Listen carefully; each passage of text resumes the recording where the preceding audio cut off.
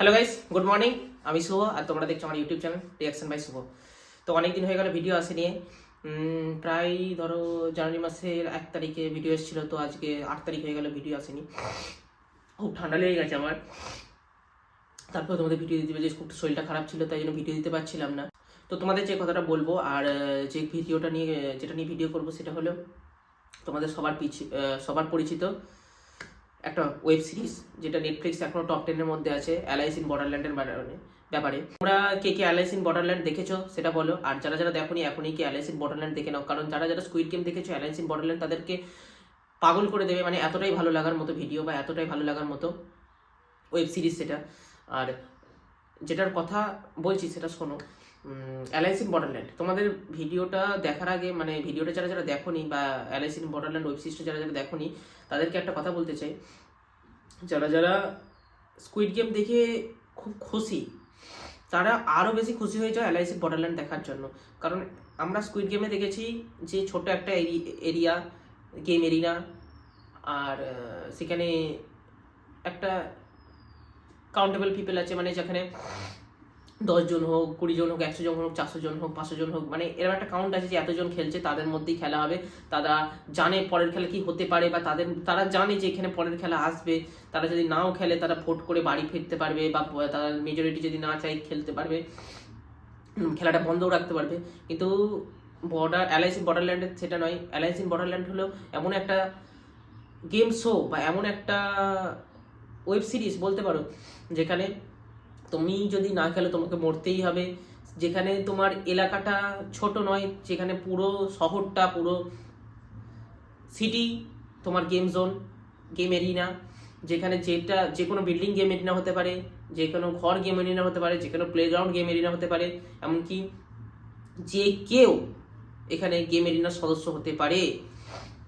আর এখানে সব থেকে মেন জিনিস হলো আমরা এখানে দেখতে পাই দুজন ক্যারেক্টার, একজনের নাম আরিসু আর একজনের নাম উসাগি, যারা মেন ক্যারেক্টার। খেলা শুরু থেকে শেষ পর্যন্ত যারা এখনো বেঁচে আছে, যারা এখনো এখানে মূলত এখানে 4 রকমের খেলা আছে। আর পুরোটাই হচ্ছে কার্ডস গেমের ওপর ভিত্তি করে। যেমন কার্ডস তেমনি খেলা, তেমনি যেমন কার্ডস পাবে তোমরা, বাংলায় যারা বলে ইস্কাবন, হরতন, রুইতন, চিরেতন, যেমন কার্ডস পাবে তেমনি খেলার প্রকৃতি সেরকম হবে। ইস্কাবন খেললে তোমাদের লড়াইয়ের খেলা, চিরেতন মানে দলগত খেলা, মানে প্রত্যেকটা খেলার বিভিন্ন প্রকারভেদ আছে, তেমনি এখানে খেলারও বিভিন্ন প্রকারভেদ আছে। আর 2 থেকে শুরু করে ফেস কার্ডের আগে পর্যন্ত, মানে 10 নম্বর কার্ড পর্যন্ত খেলার লেভেল। 10 নম্বর কার্ড মানে অনেক হাই লেভেলের খেলা। আমি ওয়েব সিরিজ মানে অ্যালাইস ইন বর্ডারল্যান্ড পার্ট 1-এর কথা বলছি, মানে সিজন 1-এর কথা বলছি, যেখানে সিজন 2-এর এখনো সম্পর্ক আসেই নাকি।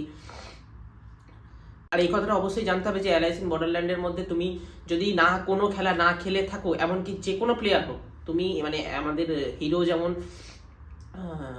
আরিসু, সে থেকে শুরু করে যে প্লেয়ারই হোক না কেন, যদি কোনো খেলা 3 দিনের বেশি না খেলে এবং 3 দিনের মধ্যে তাদের ভিসা কার্ড, যেখানে বাঁচার জন্য তাদের একটা করে কার্ড পায় বা তাদের একটা করে লাইফ পায়, সেটা হচ্ছে ভিসা, বা লাইফটাকে আমরা ভিসা বলতে পারি। যেমন প্রতিটা গেমে আমরা 1-2 করে লাইফ পাই, 3 ভিসা পাই, যে 3 দিনের ভিসা, 4 দিনের ভিসা, যে আমরা 4 দিনের মধ্যে যদি অন্য গেম না খেলি তাহলে আমরা সেই ভিসা থেকে ভিসা পাবো না, এবং তাতে আমরা আমাদের মেরে দেওয়া হবে। এবার কি মেরে দেওয়া হচ্ছে, কোথা থেকে মারছে, সেটা এখন আমরা জানতে পারিনি। কোন গেমটা ডেভেলপ করেছে, বা কোনটা গেমটার মূল উদ্দেশ্য কি এখনো পর্যন্ত জানা যায়নি। তবে তোমরা যারা যারা এখনো সিজন 1 দেখোনি দেখে নাও, কারণ এটার মতো সুযোগ কখনো হয়তো পাবে না। কারণ আগে হিন্দিতে এটা ডাব ছিল না, এখন নেটফ্লিক্সে হিন্দিতে ডাব চলে এসেছে, হিন্দিতে পেয়ে যাচ্ছে ওয়েব সিরিজটা, তো দেখার এটা অনেক বড় সুযোগ। আর সবথেকে বড় কথা, কিছু কিছু এমন ক্যারেক্টার দেখতে পাই যে ক্যারেক্টারগুলো তোমাকে বাঁচাতে অন্য কাউকে নিজেকে বলিদান দেবে, নিজেকে বাঁচাতে অন্য কাউকে বলিদান দেবে, এরকম বিভিন্ন রকম ক্যারেক্টার দেখতে পাবো। আর সবথেকে বড় কথা, এখানে আমরা দেখতে পাবো আরিসু, আমাদের যে মেন হিরো আরিসু, কিভাবে তার মাথায় এত বুদ্ধি, সে গেম খেলতে খেলতে কিভাবে সমস্ত গেম ক্লিয়ার করে, সে কিভাবে সমস্ত গেম ক্লিয়ার করে। বলতে সিজন 1-এ আমরা তো দেখতেই পাই যে আরিসু সমস্ত গেম ক্লিয়ার করেছে, কিন্তু একটা সিজন 1-এর শেষে আমরা একটা জিনিস দেখতে পাই যে এখনো খেলা শেষ হয়নি, এখনো ফেস কার্ডের খেলা বাকি আছে। ফেস কার্ড মানে গোলাম, কুইন, কিং, তো এদের খেলা এখনো বাকি আছে। এদের খেলা আমরা দেখতে, আমি বিশেষত যারা যারা সিজন 2 দেখেছো তাদেরকে বারণ করছি আমি স্পয়লার দিতে, আর যারা যারা সিজন 2 দেখোনি তারা দেখে নাও, আর সিজন 1 যারা যারা দেখেছো তারাও দেখে নাও। তবে অ্যালায়েন্স ইন বর্ডারল্যান্ড তোমাদের কেমন লাগলো আমাকে জানিও, আর আমার লেগেছে 10-এর মধ্যে আমি অ্যালায়েন্স ইন বর্ডারল্যান্ডকে দেবো 9.5, কারণ আমার তো স্কুইড গেমসের থেকে অনেক অনেক অনেক ভালো লেগেছে অ্যালায়েন্স ইন বর্ডারল্যান্ড। তবে প্রথমে হয়তো এর রেটিং অতটা পাওয়া যায়নি, বা প্রথমে হয়তো এতটা মানুষের কাছে এটা জানা যায়নি, যতক্ষণ স্কুইড গেম আসার পর যতটা অ্যালায়েন্স ইন বর্ডারল্যান্ড মানুষ জানতে পেরেছে, বা যতটা অ্যালায়েন্স ইন বর্ডারল্যান্ডের মানুষের ব্যাপারে মানুষ আগ্রহী দেখিয়েছে, এতটা আগ্রহী হয়তো আগে দেখালে এই গেমটা হয়তো আরো স্কুইড গেমের থেকেও বেশি নাম করতে, হয়তো এতটা নাম করতে পারিনি। তোমরাও জানো, আমরাও জানি যে তোমরা কজন মানুষ অ্যালায়েন্স ইন বর্ডারল্যান্ডের ব্যাপারে জানে, বা কজন মানুষ অ্যালায়েন্স ইন বর্ডারল্যান্ডের খোঁজ রেখেছে। তুমিও হয়তো কাউকে রিকমেন্ড করেছো, আমিও হয়তো কাউকে রিকমেন্ড করেছি, কিন্তু এতটা প্রচার অ্যালায়েন্স ইন বর্ডারল্যান্ড হয়তো আগে কখনো পাইনি। তো এখন তোমরা যারা যারা দেখোনি দেখে নাও। আর সব থেকে বড় কথা যে আমার এখন ইউটিউব চ্যানেলে 10 জন সাবস্ক্রাইবার, তো আমি চাই 100 সাবস্ক্রাইবার করতে। তো তোমরা হেল্প করো, আর তোমরা যত হেল্প না করবে মোটিভেট হতে পারবো না, আর মোটিভেট হতে না পারলে আমি ভালো করে ভিডিও দিতে পারবো না। আমার শরীরটা খারাপ ছিল বলে, এই যে দেখতেই পাচ্ছ ঠান্ডা লেগেছে, অবস্থা খারাপ, তো শরীরটা খারাপ ছিল, জ্বর এসেছিল বলে আমি এতদিন ভিডিও দিতে পারিনি। আজকে থেকে রোজ ভিডিও আসবে। আর তোমাদেরকে বলতে চাই happy happy happy new year, সবাই ভালো থাকে নিউ ইয়ারে। আর সাবস্ক্রাইব করে দাও, সাবস্ক্রাইব করে দাও। আর অ্যালায়েন্স ইন বর্ডারল্যান্ড যারা যারা দেখেছো তারা বলো যে এই গেমটার মধ্যে সব থেকে বেস্ট খেলা বা সব থেকে বেস্ট জায়গা কোনটা লেগেছে তোমার। আমার তো বলে দিলাম, যেখানে আরিসু তার বন্ধুদের সাথে ছিল আর গলায় ব্যান্ড পড়তে হতো, সেই জায়গাটা আমার খুব ভালো লেগেছে, যেখানে তার বন্ধুরা নিজেদের স্যাক্রিফাইস করে দিল তার বন্ধুকে জীবন বাঁচাতে, আরিসুর জীবন বাঁচাতে বন্ধুরা নিজেদের স্যাক্রিফাইস করেছে।